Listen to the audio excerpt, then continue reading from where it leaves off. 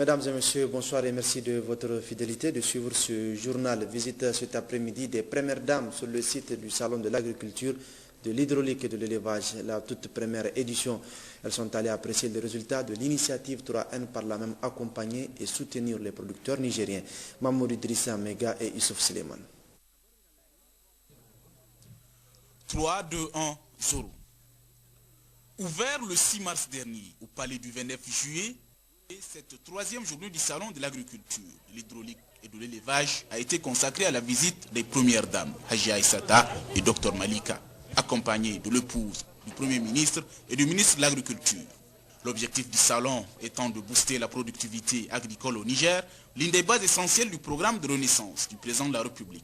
Les premières dames sont venues constater non seulement les résultats de l'initiative 3N, mais surtout accompagner et soutenir les braves populations, hommes et femmes venus exposer leurs produits.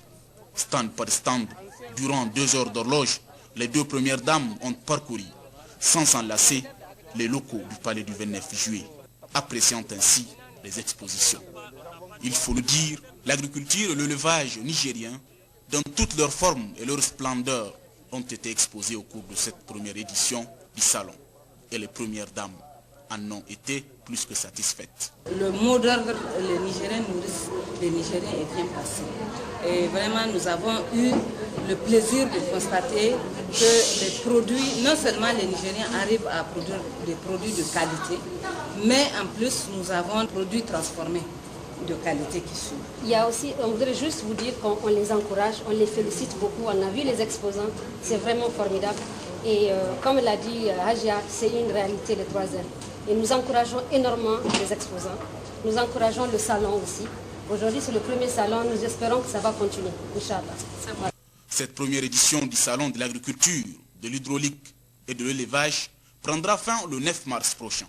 L'ensemble des visiteurs ont souhaité la pérennisation de cette initiative. Restons avec le salon de l'agriculture, de l'hydraulique et de l'élevage Sahel Niger 2014 qui bat son plein au palais du 29 juillet de Niamey. L'une de nos équipes s'est intéressée au violeux de Galmi, un produit très prisé par le commun des Nigériens. Pascal Sossu-Gauthier et Moussa Nouma.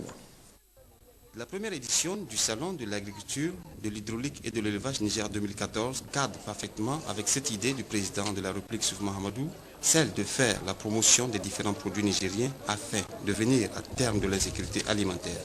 Une situation imputable aux saisons pluvieuses qui, le plus souvent, ne répondent pas aux attentes des populations, créant du coup des déficits alimentaires par endroits. Pourtant, des solutions peuvent être proposées, notamment à travers les cultures irriguées et la qualité des produits y dérivants. À l'exemple de l'oignon de Galmi, très prisé aussi bien au Niger qu'à l'extérieur. L'oignon est transformé en produit, en dérivé, en sous-dérivé. Donc il y a le gabou, et l'oignon, il y a le gabou feuille, le gabou bulbe, le gabou floraison et le gabou de la couche, la première couche de l'oignon. Maintenant, on transforme l'oignon aussi en lanière. Il y a les confitures d'oignon, il y a la poudre d'oignon aussi. Bientôt, on voulait faire des arômes avec les oignons. Cultivés depuis longtemps dans la région de Galmi, les producteurs se consacraient seulement à la vente locale. Une chose enfuie dans leurs souvenirs. Aujourd'hui, l'on constate une grande avancée dans ce domaine. On est venu exposer nos produits, présenter la qualité de nos produits et les nouveaux emballages que nous voulons intégrer.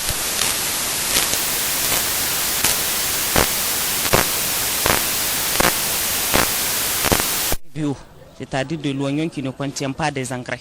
La production, ça a été largement appuyé par les partenaires techniques et financiers. Maintenant, ce qui reste à appuyer, c'est appuyer, mais ça reste aussi à appuyer, c'est surtout la commercialisation, au niveau des comptoirs de commercialisation. Les populations de Niamey qui ont fait le déplacement du Sahel 2014 se disent fiers et émus de cette initiative. Je suis venu payer de la confiture faite à base de l'oignon. Je ne la trouve pas chère, c'est de la bonne qualité. C'est pour la première fois depuis des années qu'on voit une foire aussi pleine d'agriculteurs, de bonnes initiatives. Et moi je pense que ce que nous venons de voir démontre bien que, en tout cas au Niger, on peut s'auto-suffire. Cette première édition du Salon de l'agriculture, de l'hydraulique et de l'élevage, CL 2014, lève donc le voile sur la richesse et la diversité de nos produits agro-silvo-pastoraux. Cérémonie de signature de 2 conventions de financement ce matin entre la Banque africaine de développement BAD et l'État du Niger d'un montant de 60 milliards de francs CFA. Cette enveloppe servira à financer plusieurs projets de développement dont l'aménagement et le bitumage de la section de route Arlit-Samaka, frontière Algérie, et la construction d'un pont sur le fleuve Niger, notamment à Farié. La cérémonie s'est déroulée en présence de la ministre déléguée au plan et celui de l'équipement, Issoufou Nomou et Mariam Dakou.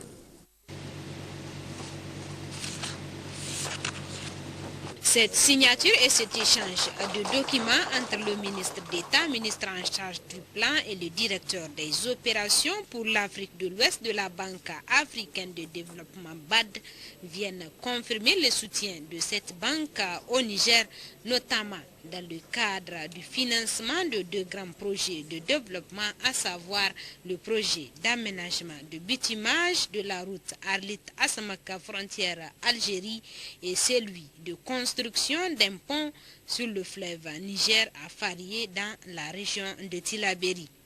L'importance stratégique de la route transsaharienne pour l'ensemble du continent n'est plus à démontrer. À cet égard, le bitumage des dernières sections encore en terre au Niger constituera un fait majeur en Afrique, car la route transsaharienne deviendra donc la première route transsaharienne bitumée de bout en bout. S'agissant du pont de Farié, il convient de préciser que le corridor Ouagadougou-Dori-Terra, Farié-Niamey, a fait l'objet de travaux d'aménagement et de bitumage, ainsi que des mesures de facilitation sur la section Dori-Terra avec des financements de la banque. Cependant, en l'absence d'un ouvrage de franchissement du fleuve Niger à Farié, la traversée se fait de nos jours par un bac dont le fonctionnement demeure aléatoire. Pour le ministre d'État, ministre du Plan, cet accord qui témoigne de la vitalité de la coopération entre le Niger et la BAD est à saluer. Par ces conventions, la BAD met à la disposition de notre pays un montant de 79 millions d'unités de compte, soit l'équivalent de 60 milliards de francs CFA. À cet égard, je voudrais, au nom du président de la République, du gouvernement et des populations nigériennes, vous exprimer une fois de plus toute notre gratitude et notre reconnaissance pour ce précieux concours et les multiples appuis que la BAD a toujours su apporter à notre pays. La réalisation de l'étude de faisabilité pour l'interconnexion de la fibre optique entre l'Algérie, le Niger, le Nigeria et le Tchad sur une longueur de 2400 km, l'assistance technique pour le renforcement des capacités dans le secteur des transports ainsi que plusieurs infrastructures de développement, notamment des points d'eau, des écoles, des aires de repos et des cases de santé seront à exécuter toujours dans le cadre de ces accords de financement. À la Haute Autorité à la Consolidation de la Paix, HACP, le président de la dite institution, le colonel-major Mahamadou Aboutarka, a rencontré ce matin le chef des tribus de la communauté Peul de la zone nord de la région de Tillabéri. À leur demande, la réunion s'est apaisantie sur la question d'insécurité qui sévit le long de la frontière nigéro-malienne. Gérard Abdelaziz, Lamine Issoufou. À travers cette rencontre, il s'est agi pour les chefs des tribus de la communauté Peul de la zone nord de Tillabéri d'informer la haute autorité à la consolidation de la paix de la situation d'insécurité qu'ils connaissent dans cette zone frontalière entre le Niger et le Mali. La communauté Peul est en effet régulièrement victime de vols de bétail qui s'accompagnent malheureusement et le plus souvent d'affrontements meurtriers.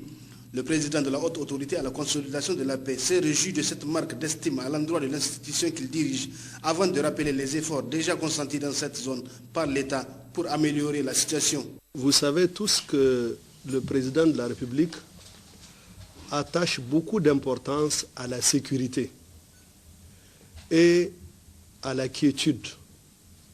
Il attache également beaucoup d'importance au développement, c'est-à-dire à l'amélioration de votre bien-être. La zone nord de Tillabéri est devenue ces derniers temps un foyer de tension, plusieurs mesures ont été prises. Vous savez que nous avons augmenté le nombre de patrouilles militaires qui sont dans la zone. La présence de la sécurité est renforcée. Et nous sommes en même temps en train d'envoyer des missions de sensibilisation pour connaître vos problèmes réels. Soyez assurés qu'on va s'en occuper. Le gouvernement actuel ne fait aucune différence entre les Nigériens, quelle que soit leur ethnie, quelle que soit l'activité économique à laquelle ils s'adonnent. Nous nous occupons de tous les Nigériens, partout où ils sont. Et les difficultés qui sont les vôtres sur la frontière avec le Mali, nous en sommes très conscients. Et plusieurs initiatives ont été prises et vont continuer à être prises. Il faut noter que la haute autorité a eu à organiser plusieurs rencontres dans cette zone à travers des caravanes d'information et de sensibilisation, des ateliers de formation en prévention et gestion de conflits à l'endroit des autorités administratives, des élus locaux, des chefs traditionnels et religieux, des responsables des forces de défense et de sécurité, des femmes et des jeunes. Des actions de relèvement sous forme de micro-projets ont été aussi financées par la haute autorité à la consolidation de la paix dans la région de Tillabéri, en particulier dans toutes les communes de la zone nord. D'autres projets déjà identifiés au titre de l'année 2014 par ces communes vont incessamment être financés.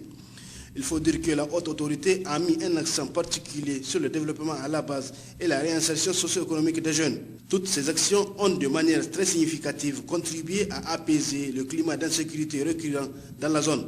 Des efforts vont encore être faits par l'État pour améliorer davantage les conditions de vie de ces populations. Ouverture ce matin à la maison de presse des travaux de l'Assemblée générale élective de l'Association des journalistes du Niger, AJN. Et c'est le ministre de la Communication et des Relations avec les institutions, Yaouza Sadissou, qui a présidé la cérémonie d'ouverture des travaux. Mamour Idrissa Mega et Hadiza Hamidine. Il faut dire que cette Assemblée générale élective de l'Association des journalistes du Niger a été également un cadre de rencontre entre les confrères journalistes, les étudiants en formation à l'IFTIC et les cadres du ministère de la Communication, dont le ministre Sadissou Yaouza, qui a présidé la cérémonie d'ouverture des travaux. Le président sortant de l'AJN, Dalatou Maman, dans son allocution, a présenté le contexte dans lequel se déroule cette Assemblée générale élective, les efforts consentis par le bureau sortant en matière de consolidation de la liberté de la presse depuis sa création. Il a rendu ainsi un hommage aux différents confrères qui ont assuré la présidence de cette association depuis lors. Nos assises se tiennent à un mois après la tenue à Niamey de la rencontre annuelle des cadres du ministère de la Communication qui, plusieurs jours durant, ont discuté autour des acquis de la liberté de la presse au Niger. Et se tiennent également dans un contexte où la liberté de la presse au Niger se trouve malmenée par certains confrères qui refusent obstinément de se plier aux règles de leur profession, ce qui porte un préjudice important à l'exercice de la liberté de la presse au Niger. C'est ici l'occasion de remercier très sincèrement la Direction générale de l'ORTN, la Direction générale de l'ONEP, la Direction générale de l'IFTIC. Malgré la morosité et la modicité de ses moyens, le bureau que j'ai la charge de diriger a eu à exécuter l'essentiel de son cahier de charges, conformément au mandat qu'il a reçu lors de l'Assemblée générale élective du 27 mai 2006. L'occasion a été ainsi pour le ministre de la Communication de lancer un appel à l'endroit des journalistes nigériens par rapport au respect des règles élémentaires d'éthique et de déontologie, des valeurs sur lesquelles repose la profession.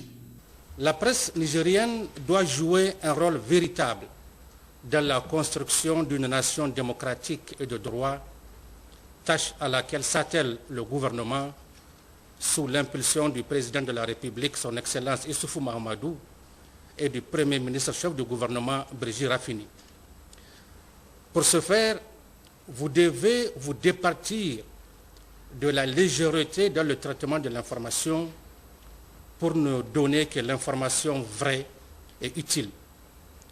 Notre presse, dont je ne doute point désormais du professionnalisme, doit être constamment proche des règles déontologiques qui, somme toute, sont universelles.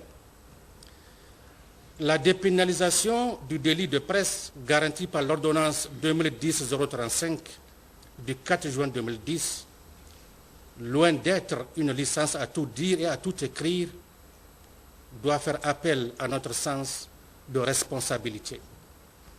Par conséquent, le journaliste ne doit aucunement abuser de son pouvoir pour déformer la vérité, en incitant à la haine et à la violence, en foulant aux pieds les règles d'éthique et de déontologie. C'est ainsi et ainsi seulement que les citoyens seront protégés contre les méfaits néfastes d'une presse libertaire et laissée à elle-même. Les travaux se poursuivront toute la journée et un nouveau bureau sera élu pour poursuivre l'œuvre de l'association des journalistes du Niger. À présent, en commémoration ce jour 8 mars 2014 de la Journée internationale de la femme, au plan national, le thème retenu est défis et perspectives de l'éducation de la jeune fille. C'est une conférence débat qui a été organisée au Palais de Congrès en présence de plusieurs femmes leaders, Mamadou Adamou et Oumou Jemila Moudachirou.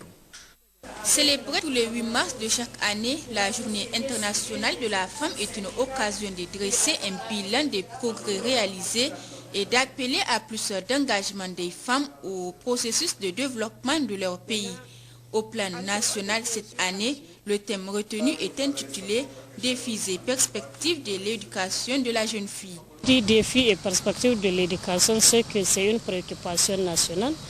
Et pour ce qui est du Niger, nous, l'objectif principal, c'est quand même d'amener, de contribuer à réduire la disparité qu'il y a entre les filles et les garçons dans le système éducatif, puisque on sait qu'il y a une disparité quand même entre filles et garçons. Donc c'est voir comment on peut soutenir, on peut accompagner aussi pour voir comment est-ce que les filles quand même vont pouvoir étudier jusqu'au niveau supérieur. Donc c'est vraiment l'objectif principal, amener aussi les populations à prendre davantage conscience de l'importance de l'éducation de la jeune fille et faire un plaidoyer donc, pour accompagner et soutenir les jeunes filles pour qu'elles aillent vraiment jusqu'à un niveau supérieur, pour qu'elles n'arrivent pas à abandonner leur scolarité. Donc c'est surtout le maintien de la jeune fille à l'école.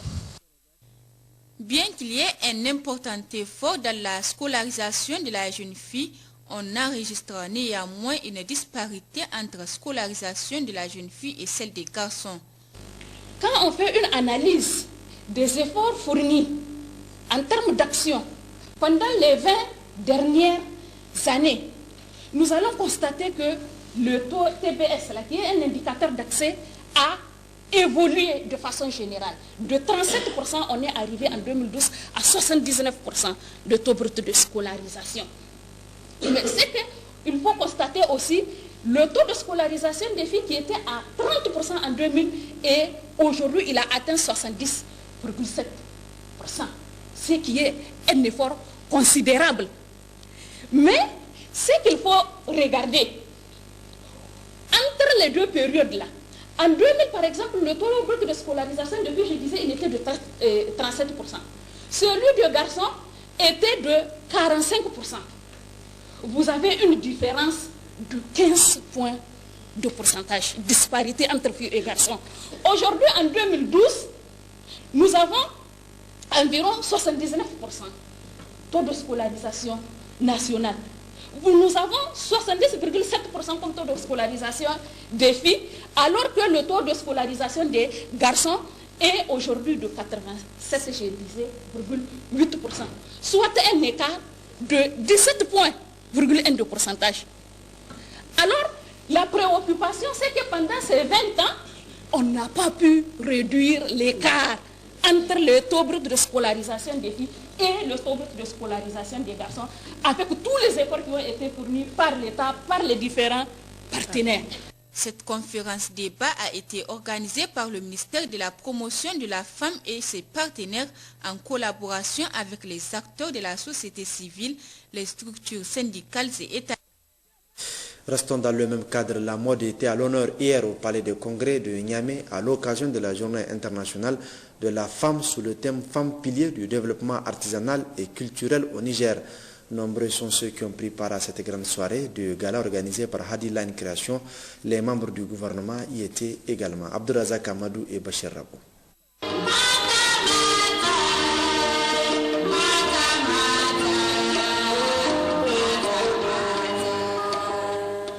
Femmes, piliers du développement artisanal et culturel au Niger. C'est sous ce thème qu'a été placée cette grande soirée de la mode organisée par Headline Création à l'occasion de la Journée internationale de la femme.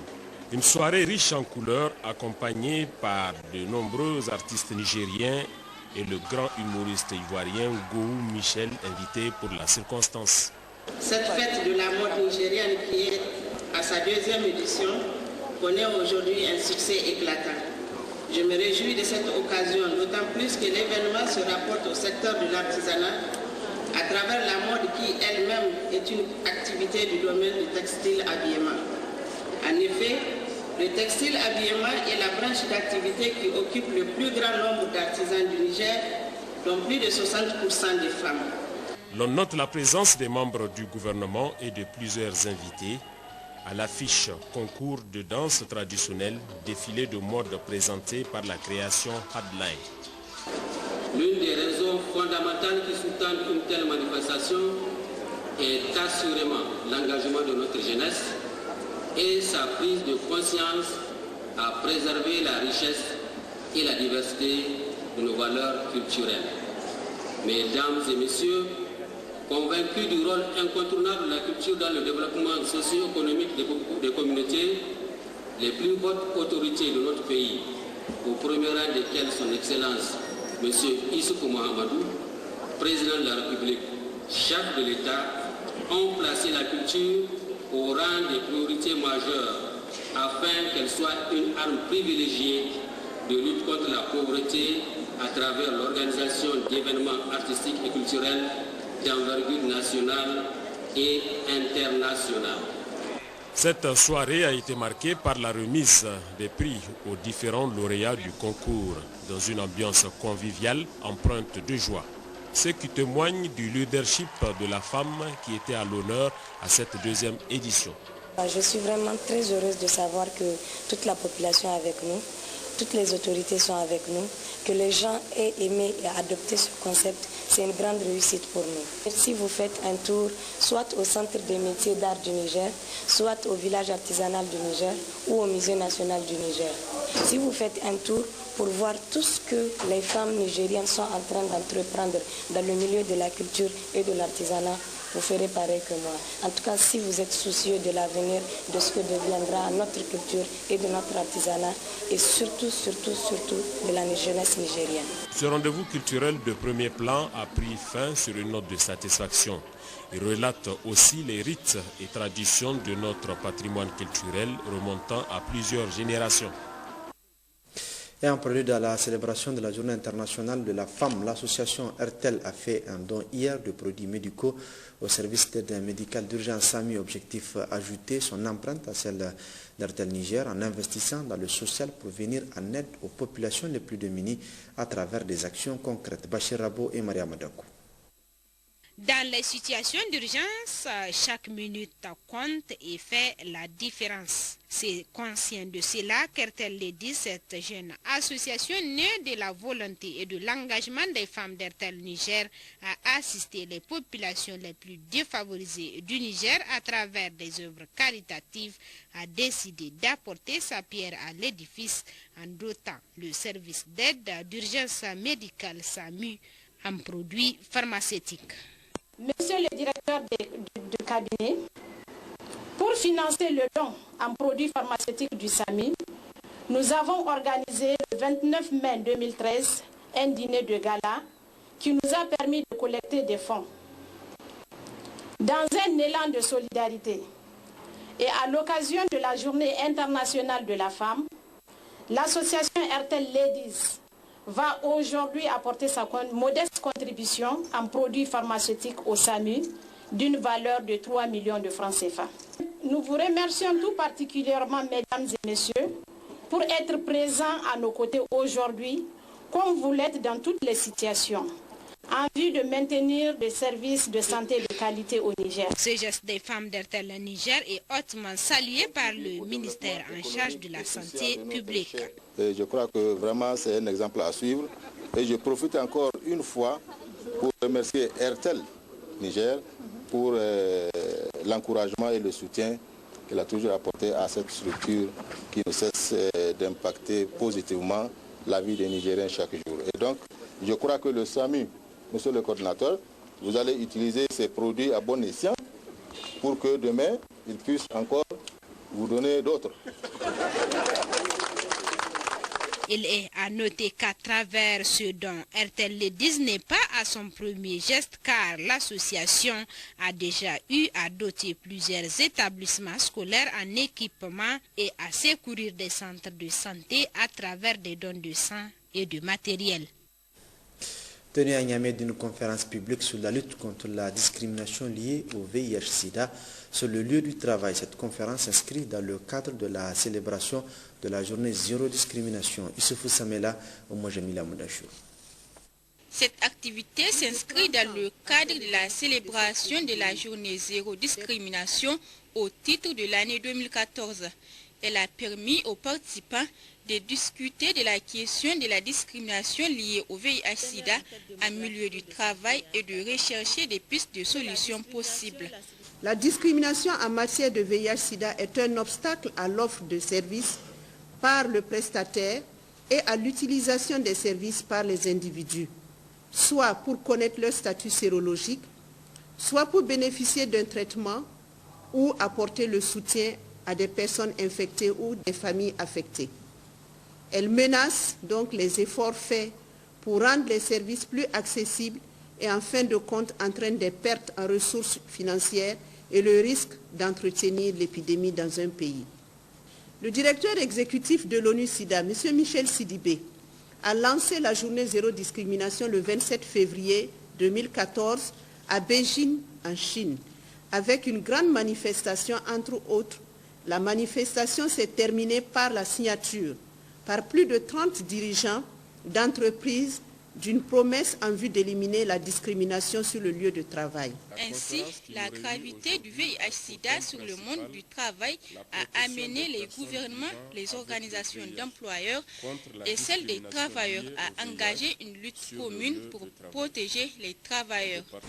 Mon département ministériel accorde du prix à la lutte contre la discrimination liée au VIH-Sida sur le lieu de travail et à la vulgarisation de la législation sociale en la matière.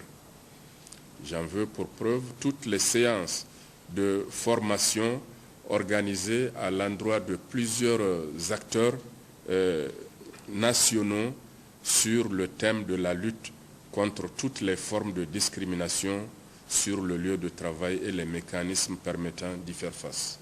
Cette année, la célébration de la journée zéro discrimination est une opportunité pour les acteurs de la lutte contre le VIH-Sida d'engager des actions pour lutter contre la discrimination sur le lieu du travail.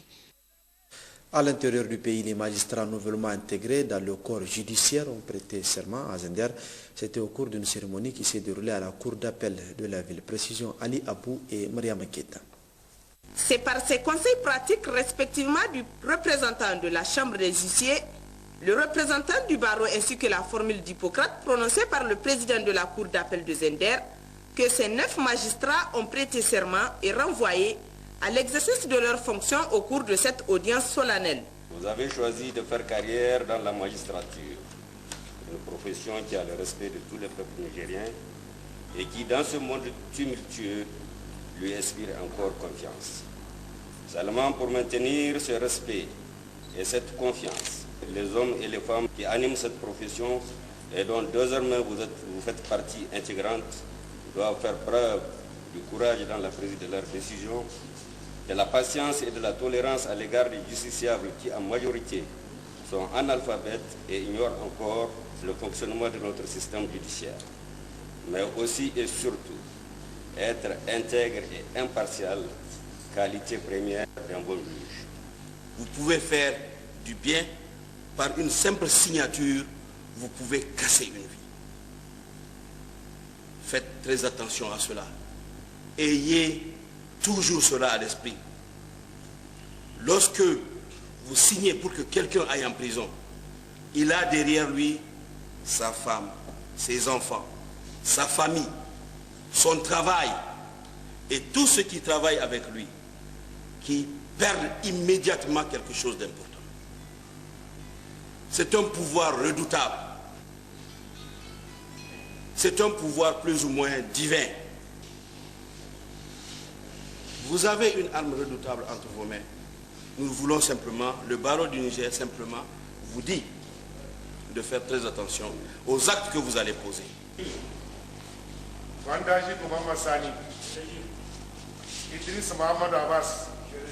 Une profession noble, mais certes contraignante et qui exige la perfection et l'impartialité, a ajouté le procureur général. Notons que ces 9 substituts du procureur seront mis à la disposition des régions de Maradi, Agadez, Diffa et Zender.